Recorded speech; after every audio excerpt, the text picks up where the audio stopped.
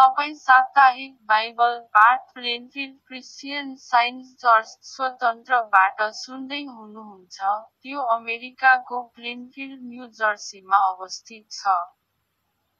थप जानकारीको लागि कृपया हाम्रो वेबसाइट भ्रमण गर्नुहोस् www.plainfieldcs.com।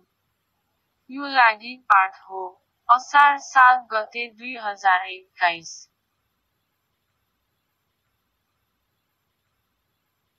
विषय मानिस स्वर्ण पाठ कोरिन्थी। हामी परमेश्वरलाई धन्यवाद दिन्छौँ, उहाँले हामीलाई विजय दिनुहुन्छ।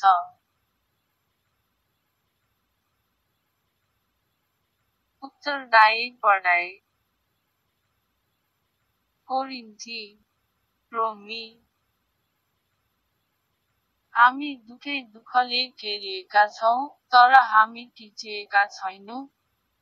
कहिलेकाहीँ हामी अलमलमा पर्छौँ र के गर्नुपर्ने जान्दैनौँ।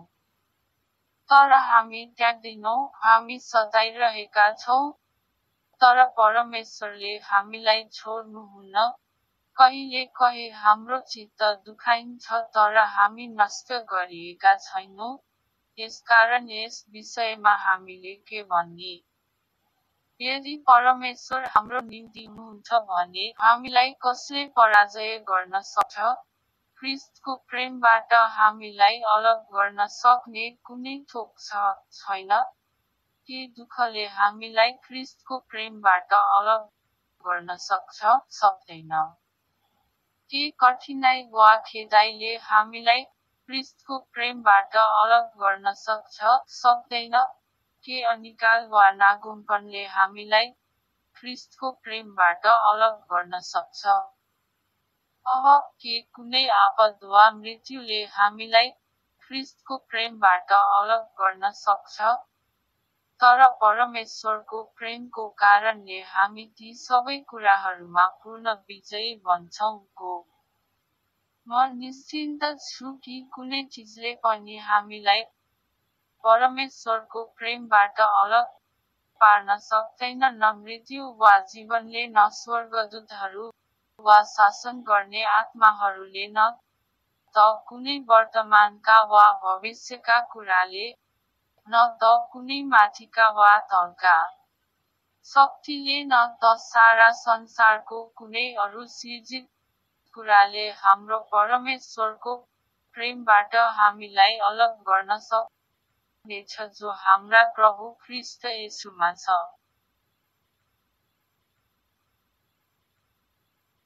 हितोपदेश इमानदार मानिसहरूलाई आफ्नो इमानदारीले पथ प्रदर्शन गराउँछ।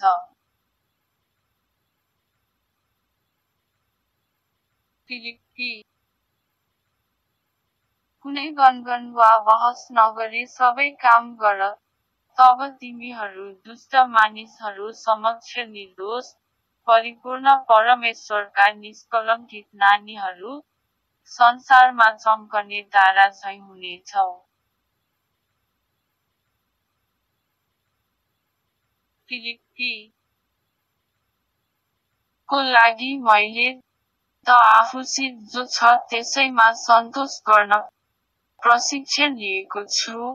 म जान्दछु गरिब हुँदा कसरी बस्नुपर्छ अनि जब मेरोमा प्रशस्त हुँदा कसरी बस्नुपर्छ अनि जब मेरोमा प्रशस्त हुँदा पनि म जान्दछु सबै परिस्थितिसँग कसरी मेल खाने त्यो रहस्य मैले सिकेको छु। भर पेट खानु पाउँदा र आधा पेट बस्नु पर्दा कसरी जीवन बिताउनु पर्छ मैले सिकेको छु। चाहिएको कुरा सबै पाउँदा पनि केही नपाउँदा पनि खुसी हुनु मैले सिकेको छु। म सब कुराहरू गर्न समर्थ छु किनभने ख्रीष्टले मलाई शक्ति प्रदान गर्नुहुन्छ।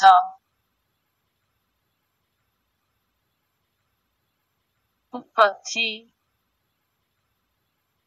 युसुफ 17 वर्षको युवक थियो। उसको काम भेडा बाख्रा हेरचाह गर्नु थियो। इस्रायल बुढो भइसकेपछि युसुफ जन्मेको थियो। यसकारण इस्रायलले युसुफलाई अरू छोराहरूलाई भन्दा बढी माया गर्थ्यो। याकुबले आफ्नो छोरोलाई विशेष लामो र अत्यन्तै राम्रो कोट दियो। युसुफका अरू दाजुभाइहरूले जब यो थाहा पाए कि तिनीहरूका बुबा उनीहरूलाई भन्दा बढी युसुफलाई माया गर्थे, यसैकारण तिनीहरू आफ्नो भाइलाई घृणा गर्थे। तिनीहरू उचित राम्रो प्रकारले कुरा गर्न अप्ठ्यारो गर्दथे। त्यसपछि तिनीहरूले उसलाई एउटा खाली सुक्खा कुवामा फ्याँकिदिए। जब ती मिद्यानी व्यापारीहरू नजिक आए, तिनीहरूले युसुफलाई कुवाबाट बाहिर निकाले। तिनीहरूले युसुफलाई 20वटा चाँदीका टुक्रामा बेचे। उत्पत्ति। जुन व्यापारीले युसुफलाई किन्यो उनले युसुफलाई मिस्र देशमा लिएर गए। उनले युसुफलाई फिरौनको अगमरक्षकहरूको सेनापतिलाई बेचिदियो। पोतिफरले थाहा पायो परमप्रभुले युसुफलाई सहायता गर्नु भएको छ। उनले यो पनि थाहा पायो युसुफले जे गर्छ त्यसमा उसलाई सफल पार्न परमप्रभुले सहायता गर्नु भएको हुन्छ। केही समयपछि युसुफको मालिककी पत्नीले उसलाई प्रेम गर्न थालिन्। एक दिन उनले भनिन्, मसँग छु, तर युसुफ मानेन। उसका मालिककी पत्नीले युसुफको लुगा समाती अनि उसलाई भनी, तिमी मसित ओछ्यानमा आऊ। तर युसुफ त्यहाँबाट यति टाढो भाग्यो कि उसको लुगा मालिककी पत्नीको हातमा नै रह्यो। जति बेला युसुफको मालिकले कथा सुने, तिनी साह्रै नै रिसाए। पोतिफरले युसुफलाई त्यही झ्यालखानामा राख्यो अनि युसुफ त्यही बसिरह्यो। तर परमप्रभु युसुफसित हुनुहुन्थ्यो। उहाँ सधैँ उत्तम दयालु हुनुहुन्थ्यो। उहाँले अरू कैदीहरूको प्रमुख युसुफलाई बनाए अनि एक रक्षकबाट गरिनुपर्ने प्रत्येक कुरो तिनलाई गर्न लगाए। उत्पत्ति। 2 वर्षपछि फिरौनले एउटा सपना देख्यो। यसर्थ युसुफलाई फिरौनले झ्यालखानबाट झिकायो र अंगरक्षकहरूले उसलाई लगत्तै झ्यालखानबाट ल्याए। फिरौनले युसुफलाई भन्यो, मैले थाहा पाए कसैले तिमीलाई आफ्नो सपना बताए तिमी त्यसको बारेमा व्याख्या दिन सक्छौ अरे? मैले पनि एउटा सपना देखेको छु अनि त्यस सपनाको विषयमा बताउन यहाँ कसैले व्याख्या गर्न सकेनन्। युसुफले उत्तर दिए, म त व्याख्या दिन सक्दिन, तर हुन सक्छ परमेश्वरले तिमीलाई सपनाको विषयमा बताउनु हुनेछ। यो ठिक मैले तिमीलाई भने जस्तै नै हो। परमेश्वरले फिरौनलाई बताउनु भएको छ उहाँ के गर्नु हुँदैछ। मिस्र देशमा 7 वर्ष प्रचुर अन्न हुनेछ। तर त्यसपछि फेरि 7 वर्ष अनिकाल लाग्नेछ। यसैकारण हे फिरौन, तपाईले यस्तो बुद्धिमान र ज्ञानी मानिस हेर्नुहोस् अनि उनलाई मिस्र देशको राज्यपाल बनाउनुहोस्। फिरौन र तिनका सबै पदाधिकारीहरूलाई यो योजना राम्रो लाग्यो। त्यसपछि उनले तिनका सबै पदाधिकारीहरूलाई सोधे, हे परमेश्वरको आत्मा त्यो व्यक्तिभित्र रहेको कुनै व्यक्ति हामी भेट्न सक्छौ? सक्दैनौ। यसर्थ फिरौनले युसुफलाई भने, जब परमेश्वरले तिमीलाई यी सबै कुराहरू बुझ्ने बनाउनु भयो, यस ठाउँमा तिमी जस्तो ज्ञानी तथा बुद्धिमानी कोही पनि छैन। तिमी नै एकजना हौ यस देशको राज्यपाल हुन सक्ने अनि मेरा सबै मानिसहरूले तिम्रो कुरा सुन्ने छन् तिमी जे भन्छौ आज्ञा पालन गर्नेछन्। म मात्र एकजना व्यक्ति हुनेछु जो तिमीदेखि माथि रहनेछ।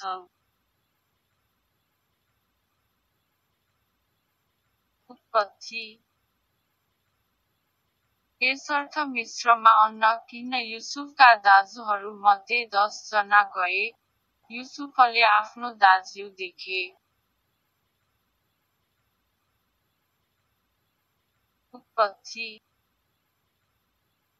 यसर्थ युसुफले आफ्ना दाज्यू भाइहरूलाई फेरि भने, म कहाँ आऊ, म बिन्ती गर्छु, तिमीहरू मेरो नजिक आऊ। यसर्थ तिनीहरू युसुफको नजिकमा गए अनि उनले तिनीहरूलाई भने, म तिमीहरूको भाइ हो, म तेरी भाइ हुँ जसलाई तिमीहरूले मिस्र देशमा कमारोको रूपमा बेचेका थियौ। अहिले चिन्ता नगर, तिमीहरू आफैसित आफूले गरेको कार्यको निम्ति नरिसाऊ। मलाई यहाँ ल्याउनमा परमेश्वरको एउटा योजना हो। म यहाँ तिमीहरूको जीवन बचाउनुको निम्ति छु। पत्रुस एक व्यक्तिले कुनै नराम्रो काम नगरेको भए तापनि यातना भोग्नु पर्छ। तर यदि त्यस व्यक्तिले परमेश्वरलाई सम्झन्छ अनि पीडा सहन्छ भने त्यसले परमेश्वरलाई खुसी तुल्याउँछ। तर तिम्रो कुकर्ममा यदि तिमी सजाय पाउँछौ अनि त्यो तिमी सहन्छौ त्यसमा तिम्रो प्रशंसा गर्ने कुनै कारण हुँदैन। तर तिमीले सुकर्म गरेकोमा पनि यदि तिमीलाई सजाय दियो अनि तिमीले धैर्य धारण गर्यौ भने तब त्यसले परमेश्वरलाई खुसी तुल्याउनेछ। तिमीहरूलाई त्यसैको निम्ति बोलाइएको हौ। ख्रीष्टले अनुसरण गर्न भनी उदाहरण दिनु भएको छ। तिमीहरूले उहाँको ठिक अनुसरण गर्नुपर्छ कारण तिमीहरूको निम्ति ख्रीष्टले कष्ट भोग्नुभयो, उनले पाप गरेनन्। अनि उनको मुखमा कुनै छलको कुरो पाइएन। मानिसहरूले ख्रीष्टप्रति नराम्रा कुराहरू भने, तर उहाँले तिनीहरूलाई नराम्रो भन्नु भएन। ख्रीष्टले यातना भोग्नुभयो तर उहाँले मानिसहरूलाई भय देखाउनु भएन। ख्रीष्टले आफूलाई परमेश्वरमा सुम्पनुभयो जसले सही न्याय गर्नुहुन्छ। फिलिप्पी मेरा प्रिय साथीहरू, तिमीहरूले सधैँ भनेको कुरा मानेका छौ, जब म तिमीहरूसित थिएँ। तिमीहरू परमेश्वरको आज्ञाकारी थियौ। यो अझ धेरै महत्त्वपूर्ण कुरो छ कि अहिले मेरो अनुपस्थितिमा पनि तिमीहरूले परमेश्वरको आज्ञा मान्छौ।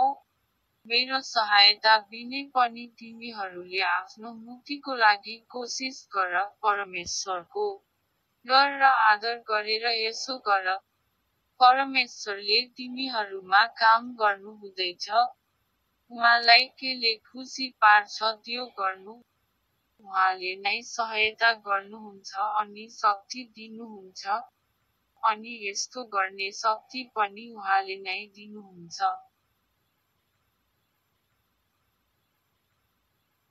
रोमी हामी जान्दछौँ कि परमेश्वरले प्रत्येक कुरामा तिनीहरूको भलाइको लागि गर्नुहुन्छ जसले उहाँलाई प्रेम गर्दछ। ती मानिसहरू हुन् जसलाई परमेश्वरले बोलाउनु भयो किनभने त्यो उहाँकै योजना थियो। म क्रिस्चियन साइन्स र टेक्स्टबुक साइन्स एन्ड हेल्थ म्याथिक बेकर एबीद्वारा धर्मशास्त्रको लागि कुञ्जी बाइबलबाट सहयोगी अंशहरू पढ्छु। विज्ञान र स्वास्थ्य मानिस परमेश्वरको आध्यात्मिक विचार, व्यक्तिगत, सिद्ध, अनन्त। भगवानले मानिसमा असीम विचारलाई सदाको लागि विकास गर्दै, फराकिलो र असीमित आधारबाट माथि र माथि उचाल्नुहुन्छ। असीम सिद्धान्तको असीम विचार र आध्यात्मिक व्यक्तित्वबाट झल्किन्छ। तर भौतिक तथाकथित इन्द्रियलाई कि त सिद्धान्त वा यसको विचारको कुनै मान्यता छैन। मानव क्षमताहरू बढाइएको छ र अनुपातमा सिद्ध छ किनकि मानवताले मानिस र ईश्वरको साँचो अवधारणालाई प्राप्त गर्दछ। दिमाग मानवको आत्मा हो र मानिसलाई सबै चिजहरूमाथि प्रभुत्व दिनुहुन्छ। मानिसलाई भौतिक आधारमा सृष्टि गरिएको थिएन। न त आत्माले बनाएका भौतिक नियमहरू पालन गर्न आग्रह गरियो। उसको प्राण त आध्यात्मिक नियमहरूमा रहेको छ, मनको उच्च कानुनमा।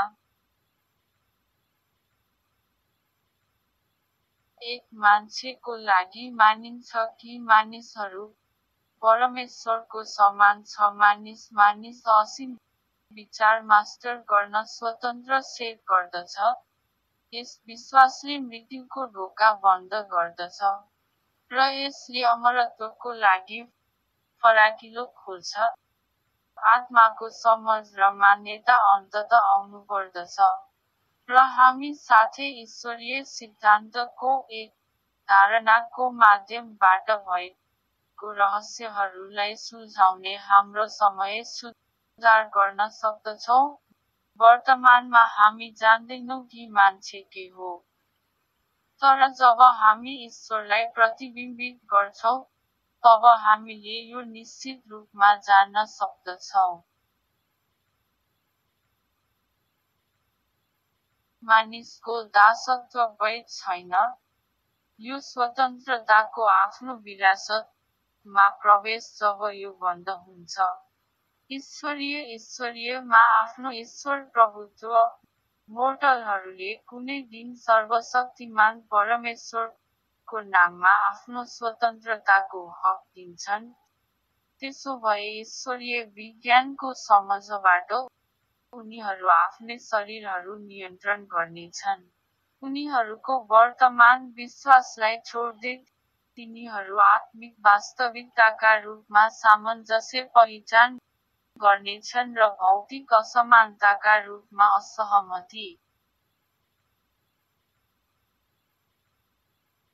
हामी ईश्वरको सृष्टिको प्रकृति र गुण जान्न सक्दैनौँ। नश्वर विश्वासको थोरैमा डुबाएर हामीले हाम्रा अशक्त फरफडाहरूलाई उल्टाउनुपर्दछ। पदार्थ र जीवनको सत्यता पत्ता लगाउन हाम्रो प्रयास र भौतिक इन्द्रियहरूको गवाहीभन्दा माथि उठ्नुपर्दछ। ईश्वरको अमर धारणा भन्दा माथि। यी स्पष्ट, उच्च विचारहरूले ईश्वरीय मान्छेलाई आफ्नो अस्तित्वको पूर्ण केन्द्र र परिधिमा पुग्न प्रेरित गर्दछ। ईश्वरीय प्रेम आफ्नै विचारहरूलाई आशीर्वाद दिन्छ र तिनीहरूको गुणा गर्नको लागि उहाँको शक्ति प्रकट गर्न माटोसम्म मानिस बनेको छैन। उसको जन्मसिद्ध अधिकार प्रभुत्व हो, अधीनताको होइन।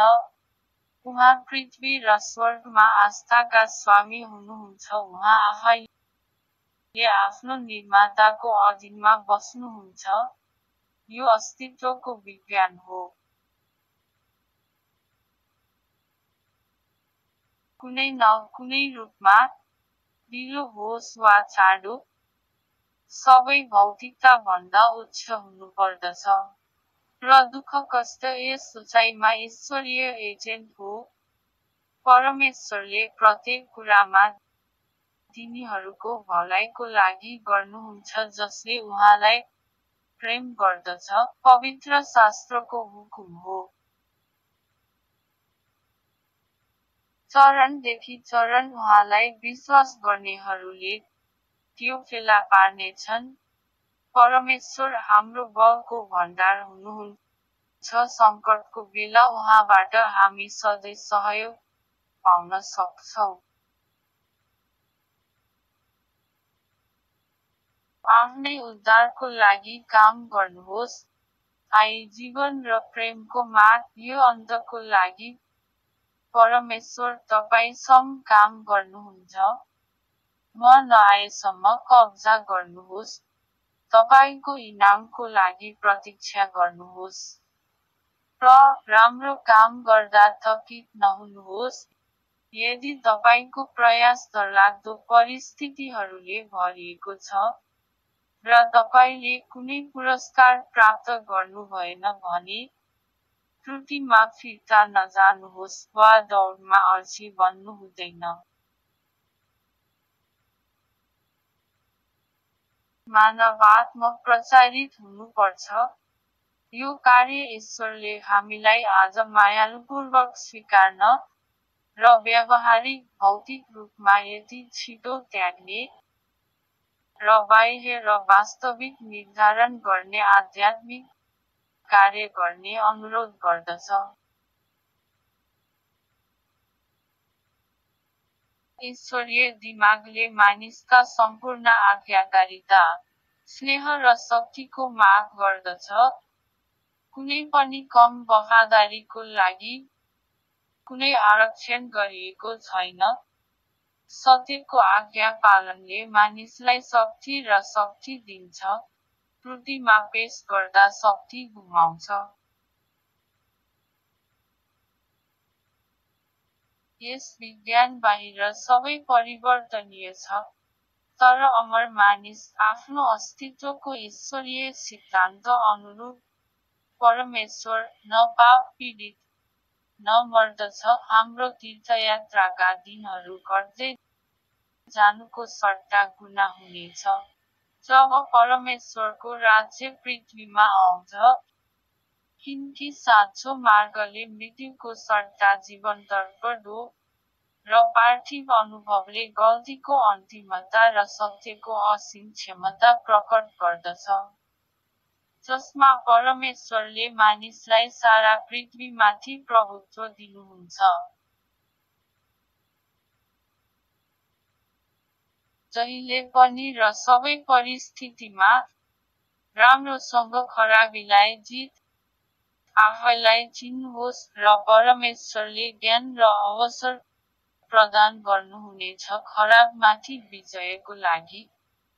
प्रेमको जुनमा ढाकिएको मानव घृणा तपाईसम्म पुग्न सक्दैन।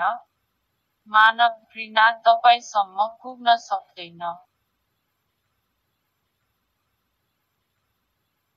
जब पुरानो हुर्किरहेको छ, तपाई नयाँ लगाउन डराउनु हुँदैन।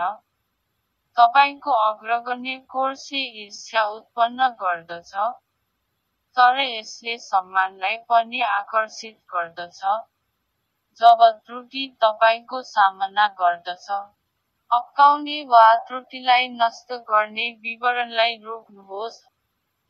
अनैतिक वातावरण कहिले पनि सास नफर्काउन्जेल यसलाई शुद्ध पार्न कोसिस नगरेसम्म। स्थिर, राम्रो, र सत्यको लागि स्थिर सोच राख्नुहोस् र तपाई यसलाई आफ्नो अनुभवमा, उनीहरूको विचारहरूमा, उनीहरूको पेसामा ल्याउनुहुनेछ। मानिस आफूले खोजेको दिशामा हिँड्छ, र जहाँ उसको खजाना छ, त्यहाँ उसको हृदय पनि हुनेछ। यदि हाम्रो आशा र स्नेह आध्यात्मिक छन्, तिनीहरू तलबाट आउँदछ, तलबाट होइन। र तिनीहरूले आत्माको फलहरू पुरानो रूपमा भोग्छन्। यदि ती चेला आध्यात्मिक तवरमा अघि बढिरहेका छ भने भित्र छिर्न प्रयास गरिरहेको छ। उहाँ लगातार भौतिक ज्ञानबाट टाढा रहनुहुन्छ र आत्माको अविनाशी चिजहरूतिर हेर्नुहुन्छ। यदि इमानदार छ भने ऊ सुरुदेखि नै बेग्रो रहनेछ र प्रत्येक दिन एक थोरै दिनको दिशातर्फ बढ्नेछ। अन्त्यसम्म उसले आफ्नो आनन्दसाथ पूरा गर्दछ। सही र गलत, सत्य र त्रुटि। विद्यार्थीहरूको दिमागमा कलह हुनेछ जबसम्म विजय अझै सत्यको पक्षमा टुङ्गिन्छ।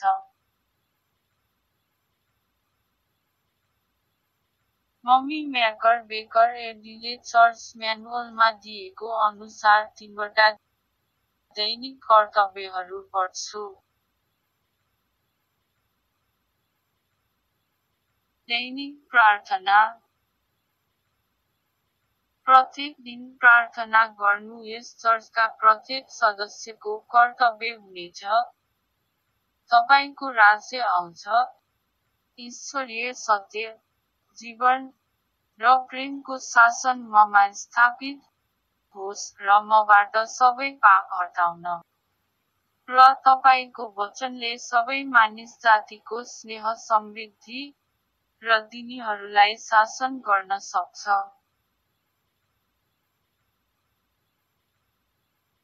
प्रेरणा र कार्यहरूको लागि नियम। न त दुश्मनी वा न केवल व्यक्तिगत अनुग्रहले मदर चर्चका सदस्यहरूको मनसाय वा कार्यलाई प्रोत्साहित गर्नुपर्दछ। विज्ञानमा ईश्वरीय प्रेमले मात्र मानिसलाई चलाउँछ।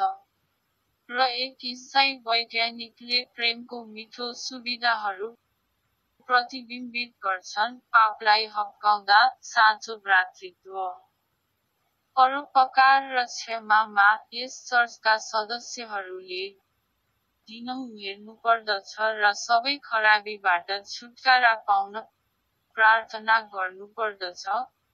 भविष्यवाणी गर्न, न्याय गर्ने, निन्दा गर्ने, सल्लाह दिने, प्रभाव पार्ने वा गल्तीबाट प्रभावित हुनबाट ड्युटी गर्न सतर्कता। यो चर्चका प्रत्येक सदस्यको कर्तव्य हुनेछ कि उसले आक्रामक मानसिक सल्लाहको विरुद्ध दिन स्वयंलाई बचाउनु पर्छ र परमेश्वर, आफ्ना नेता र मानिस जातिप्रति आफ्नो दायित्वलाई बिर्सनु वा बेवास्ता गर्नु हुँदैन।